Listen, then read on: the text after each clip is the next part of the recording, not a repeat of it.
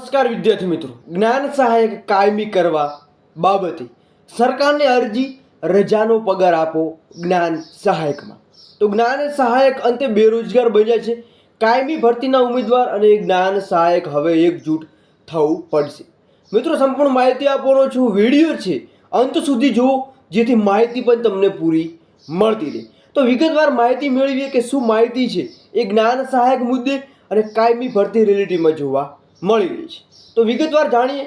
તો મિત્રો ટેલિગ્રામ ને વોટ્સઅપ ગ્રુપ અને જોઈન નથી કર્યું તો વિડીયોની ડિસ્ક્રિપ્શનની મુલાકાત એકવાર લેવાનું ભૂલવાનું નથી. તો વેકેશન પડતા જ્ઞાન સહાયક બન્યા બેરોજગાર, જ્ઞાન સહાયકની વેદના. ચાલુ નોકરીએ માંડ ગુજરાન ચાલે છે ત્યારે પગાર વિના વેકેશન કેમ કાઢવું? તો મિત્રો સરકારને જ્ઞાન સહાયકે વિનંતી કરી છે કે અમે જે વેકેશનમાં અમને અમારો પગાર છે એ ચૂકવવામાં આવે.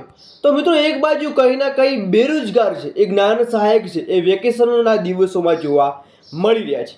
તો મિત્રો કાયમી ભરતી રિલેટિવમાં જ્ઞાન સહાયકો છે એ ઉમેદવારો એકબીજાની મદદ કરે જેથી કાયમી ભરતી થાય, જેથી આવા પ્રશ્નો છે એનું નિરાકરણ આવી શકે. બાકી મિત્રો જ્યાં સુધી એકજૂટ નહીં થો ત્યાં સુધી તમને કાયમી ભરતી નહીં જોવા મળે. હવે મિત્રો ઓફિશિયલ અપડેટ શું પગાર રિલેટિવમાં જોવા મળે છે એ નેક્સ્ટ વિડીયોમાં તમને જણાવવામાં આવશે. ત્યાં સુધી જય હિન્દ, જય સંવિધાન.